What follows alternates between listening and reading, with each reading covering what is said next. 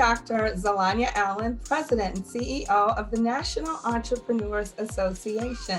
And today I'm here with the winner of the 2021 National Virtual Pitch Competition, Dr. Laura Lynn Mears, founder of Steer Us, home of the Soft Skills Academy. Welcome, Dr. Steers, and thank you for joining me.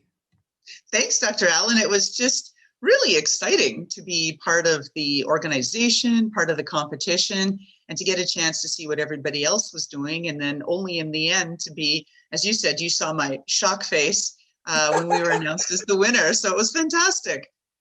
Yeah, so talk about how does it feel to win? Have you ever won a pitch competition before?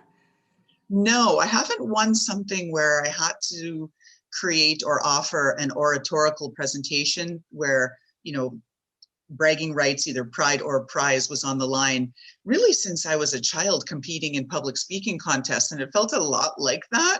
So it was a lot of fun. And what's exciting about it was that it really helped craft our story, get me focused and dialed into what the experience was going to be like, because we have a number of pitch contests coming up here in the months ahead. So it was fantastic for that experience.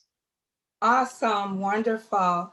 So before we get into the actual pitch contest, let's first introduce the audience to you. Can you tell us a little bit about who you are and what your business is all about? Absolutely. So like I like to say, I'm one of those scientists who went to the dark side of sales and marketing, even though I spent a lot of years at a lab bench trying to find ways to destroy mosquitoes, because that was a personal passion. As a child, I grew up in Canada and I was attacked savagely by mosquitoes, and I thought I will find ways to destroy them.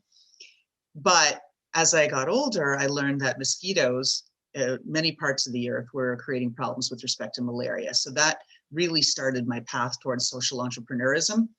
But I liked being on that marketing and translation side of it, where I found ways to be able to connect with brilliant scientists who just had trouble articulating what they were doing. And I've always been in and on campuses as a guest lecturer, as a mentee, as a mentor, so kind of both sides of the equation. As I started going through more and more of my career, and recently, I started to see a lack of soft skills and just a huge opportunity to be able to make a difference in today's students, because they weren't getting that same training from parents. They weren't getting it from teachers anymore, schools. The classrooms are just too big. And I thought, aha, here's an opportunity. Let me create a soft skills academy. And that's how Steer Us was born. Awesome. That sounds great. Can you tell us a specific story about how you helped someone or how your service really made a difference in someone's life?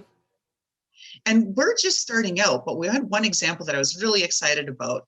One of the students, she was part of our group of students who are helping develop the early stages, the prototype of the software, because part of what we're doing is creating these ecosystems where students are creating other content and software to be able to help other students, so that it's continuous learning and helping each other.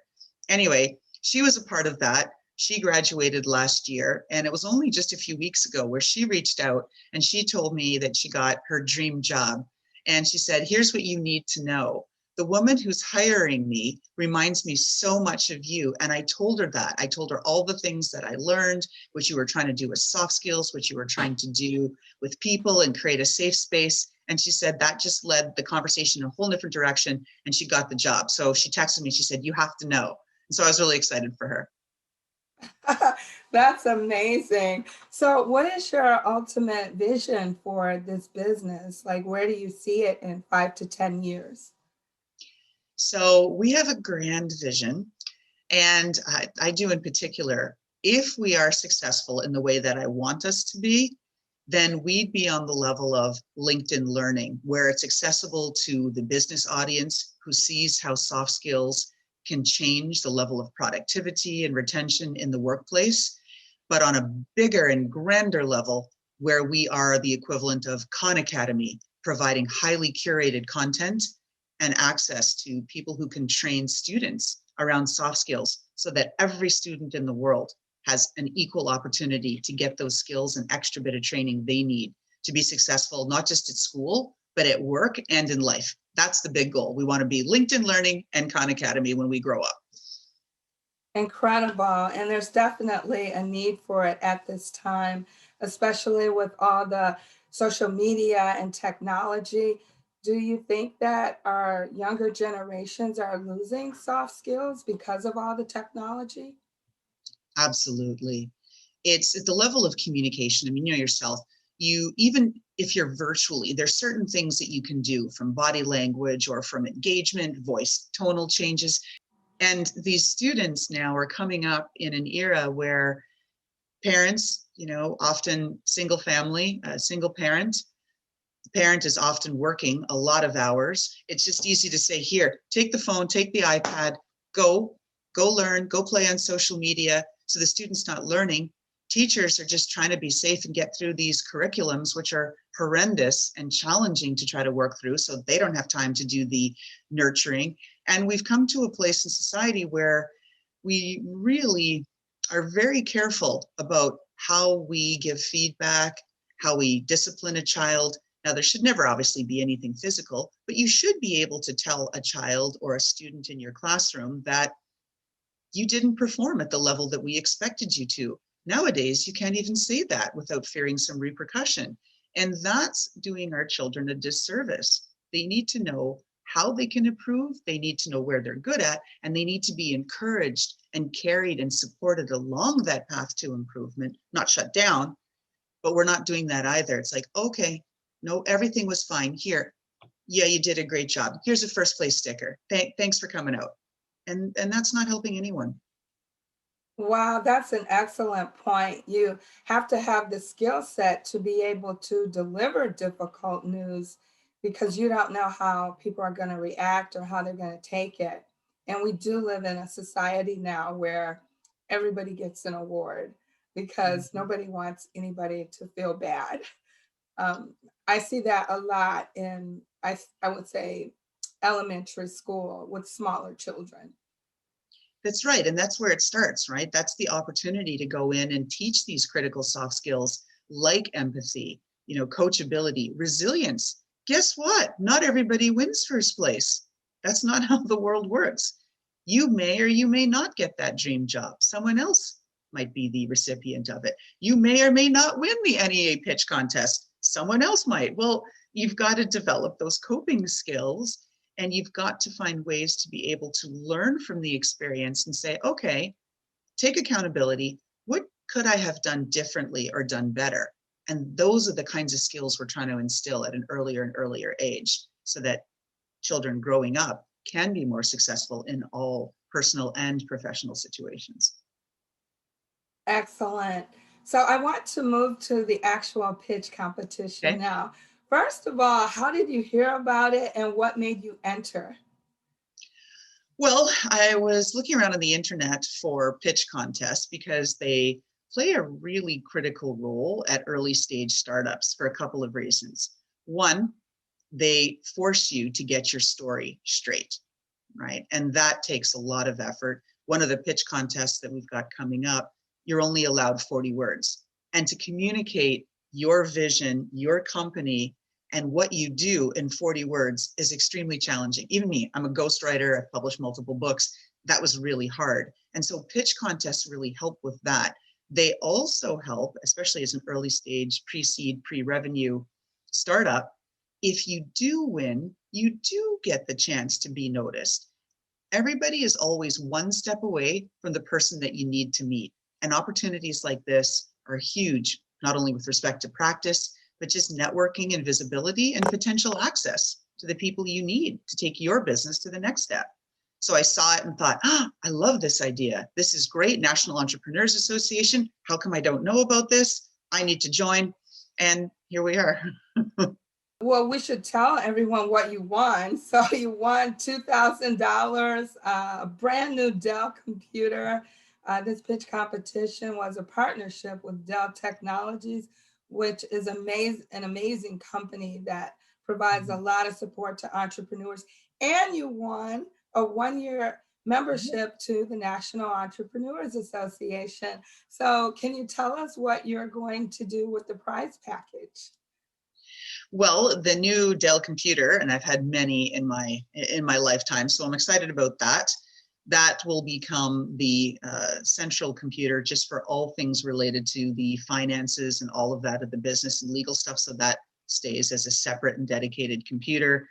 Nobody on it, nothing else, no social media, no anything, just to make sure that that integrity is never compromised. And then with the prize money, well, that's almost already spent as a startup, and I'm bootstrapping it. Just our month-to-month expenses are already getting, very high with respect to software development, content development, business outreach, marketing. It goes fast. Absolutely. It's funny. Seems like it's easier to spend money than to make money.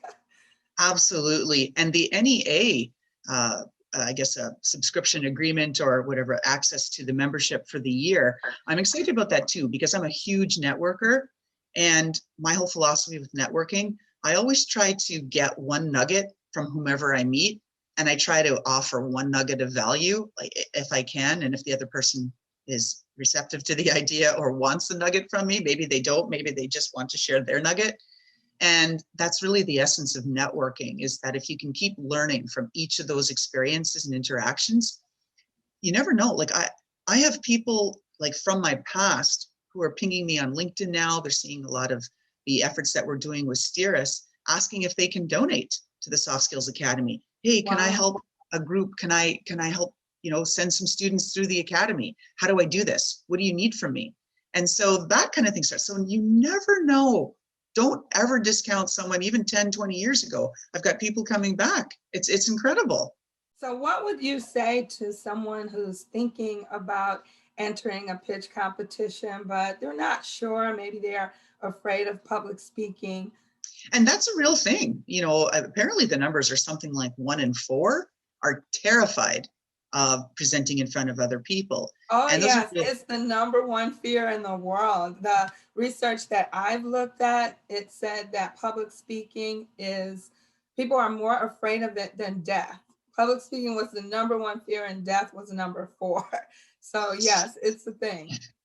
It is real. And even if it's not real, I mean, that's what someone fears and that's what someone feels. And so that's how they feel. You're not going to change that. But I would encourage those people to work through those fears. Like the coach, Susan Joffer, said, feel the fear and do it anyway. Fabulous advice, because you're missing out if you don't get out there. And it's a great way to get funding for your business. I've met entrepreneurs who enter tons of pitch competitions and they win and literally raise thousands of dollars to fund their businesses. So in closing, do you have any final words for the audience, our sponsors? Absolutely. So what I'd like to say is thank you to all the other contestants. There was such a tremendous variety in not only the nature of the businesses that they were representing, but how they pitched them. And so that was a lot of fun to see how everybody was creative and brought new ideas to pitching and did an incredible job. And I also wanted to say thank you to you, Dr. Allen, to Van Allen for his support, to all of the judges, Paul Gans and the others for taking their time and to really make it a memorable evening. And of course, I need to say thank you to Dell, and I'm looking forward to getting that new laptop. So thank you. Okay, wonderful. Again, thank you for joining me today, and I wish you all the best with your business, and I look forward to networking with you at some of the events through the National Entrepreneurs Association. Absolutely. Thank you so much.